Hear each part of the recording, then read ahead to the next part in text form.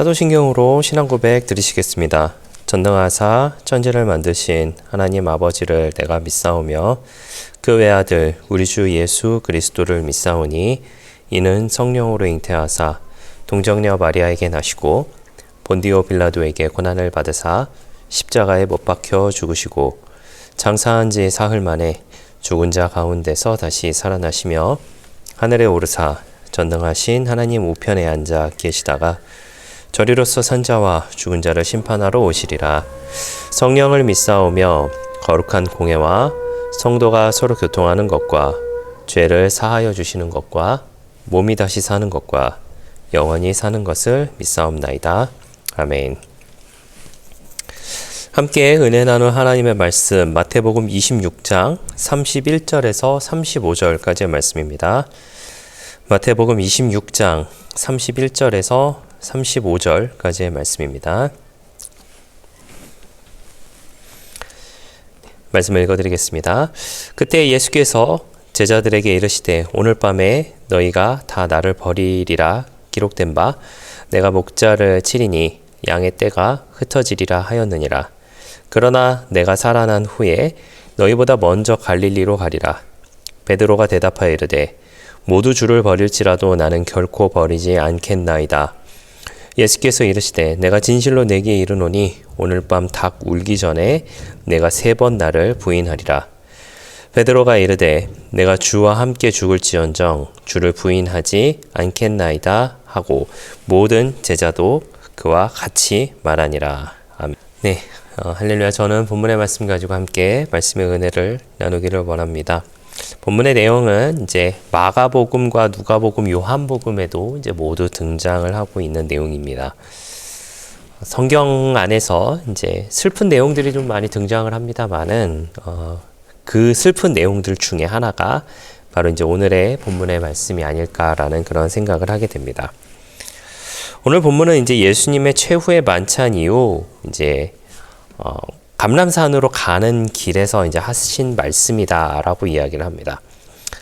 예수님은 이제 십자가를 향해 가시는 이제 마지막 밤에 이제 제자들에게 이제 굉장히 좀 충격적인 말씀을 하게 되죠. 오늘 밤에 너희가 다 나를 버리리라. 그 제자들은 방금까지도 이제 유월절 식사를 이제 같이 하게 됐죠. 그러면서 이제 예수님과 함께 있었습니다. 그런데 이제 예수님은 이제 그들에게 말씀을 하시죠. 너희가 모두 나를 버릴 것이다. 굉장히 좀 충격적이고 너무 슬픈 장면이기도 합니다. 이 내용 안에서 우리에게 굉장히 중요한 질문을 던져주게 되는데 신앙이 좋은 사람도 넘어질 수 있는가? 그리고 하나님은 우리의 실패를 알고 계시는가? 실패 이후에도 하나님은 우리를 사용하시는가? 라고 하는 그런 질문들을 우리 가운데 던져주고 있습니다. 이 본문의 말씀을 통하여서 이제 몇 가지 내용을 살펴보면서 그와 같은 내용들 안에서 한번 우리가 답을 좀 찾아보고자 합니다. 이 부분 이제 마태, 마가, 누가, 요한 모두 등장을 하고 있다라고 말씀을 드렸는데 마태복음 같은 경우는 공동체의 실패에 대해서 좀 강조를 하고 있다라고 해요.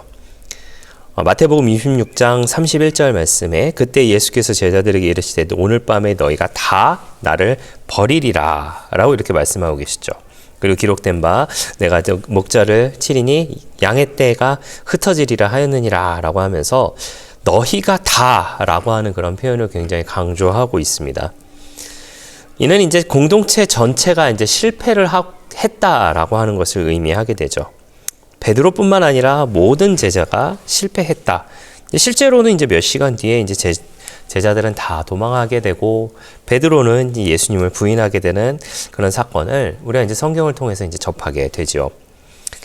마태복음의 메시지는 분명하다라고 이야기합니다. 그 메시지는 무엇이냐? 인간은 모두 연약하다라고 하는 것이죠. 또한 마가복음에는 이제 베드로의 내용을 좀 많이 부각을 시킵니다.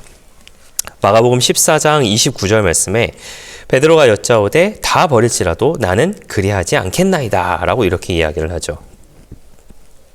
마가는 이제 베드로의 강한 자신감을 강조했다라고 이야기를 하는데 그러면서 이제 예수님은 더 구체적으로 말씀을 하십니다.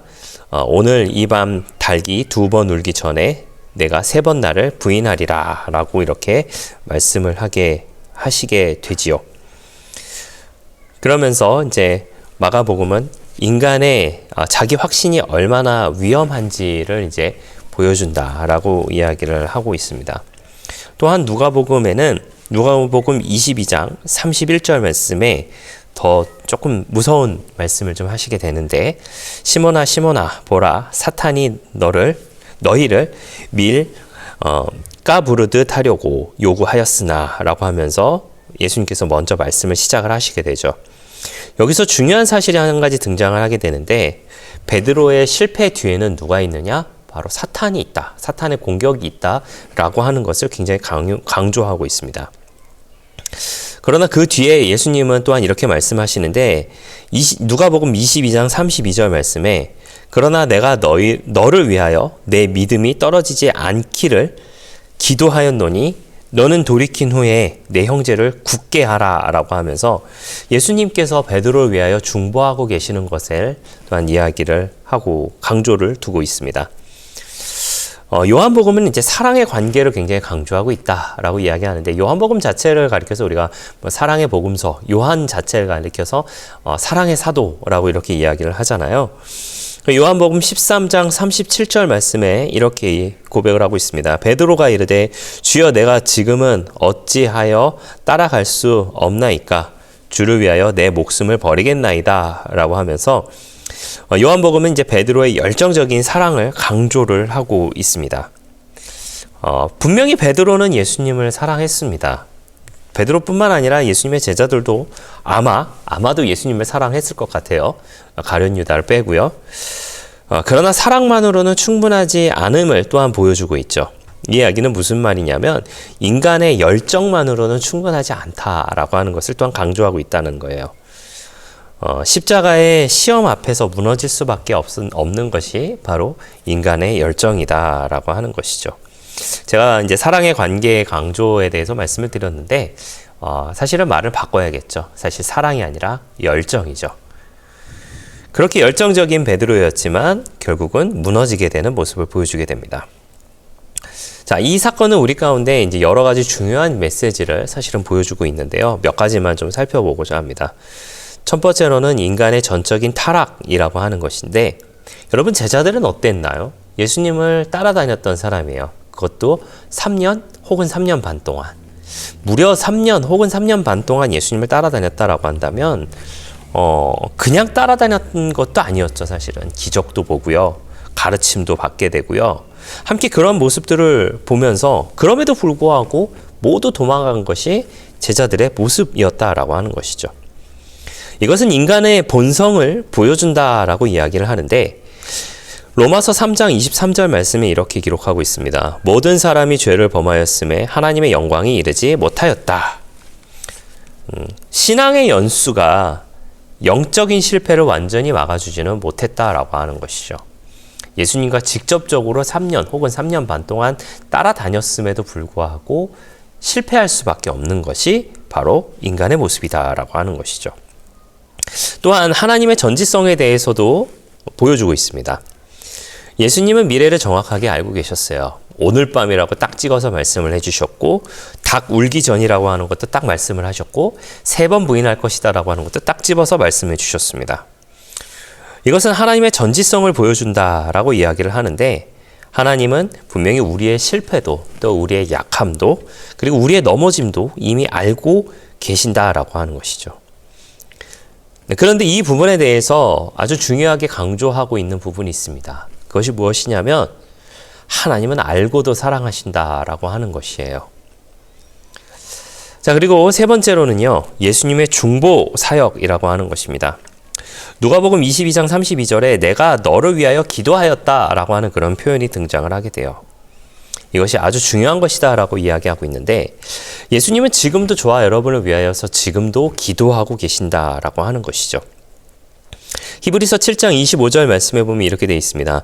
그러므로 자기를 힘입어 하나님께 나아가는 자들을 온전히 구원하실 수 있으니 이는 그가 항상 살아계셔서 그들을 위하여 간구하심이라고 하는 말씀이 있습니다. 우리가 믿음을 유지하는 이유는요, 사실은 우리의 의지가 강해서가 아니라, 우리가 잘해서가 아니라, 우리가 열심히 해서가 아니라, 사실은 알고 보면은 예수님의 중보 때문일 수도 있겠다라는 그런 생각도 하게 돼요. 그리고 마지막 네 번째로는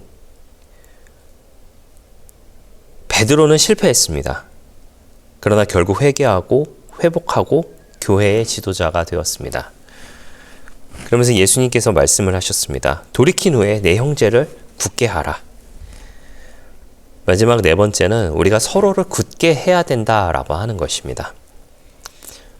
참된 믿음은 넘어질 수는 있지만 무너지지는 않는 것 같습니다. 우리가 무너지지 않기 위해서는 우리가 서로의 굳건함이 되어야 하지 않을까라는 그런 생각을 하게 됩니다. 우리가 이것들을 통하여서 해야 할 일들이 무엇일까라고 하는 것에 대해서 또 몇 가지 좀 생각을 해보자고 합니다. 첫 번째로는요, 우리를 너무 과신하지 않았으면 좋겠어요. 정확하게는 나 자신을 과신하지 않았으면 좋겠습니다. 베드로는 분명히 확신했었어요. 나는 절대로 주님을 버리지 않겠습니다. 나는 절대로 주님을 부인하지 않을 것입니다. 나는 절대로 떠나가지 않을 것입니다. 라고 이야기를 했지만 결국 어떻게 됐나요? 예수님을 3번 부인했어요. 나는 절대로 넘어지지 않을 겁니다. 라고 분명히 이야기했지만 베드로도 넘어지고 부인하고 도망가 버렸다라고 하는 것이죠. 베드로도 그랬는데 사실 우리도 그러지 않겠습니까? 나는 절대로 안 넘어집니다 라고 말하는 것이 어떻게 보면은 굉장히 위험한 말이 아닐까라는 생각을 하게 돼요. 고린도전서 10장 12절 말씀에 보면 이렇게 되어 있습니다. 그런즉 선줄로 생각하는 자는 넘어질까 조심하라 라고 이렇게 되어 있습니다. 여기서 우리 가운데 보여지는 가장 중요한 단어는 바로 겸손인 것 같습니다.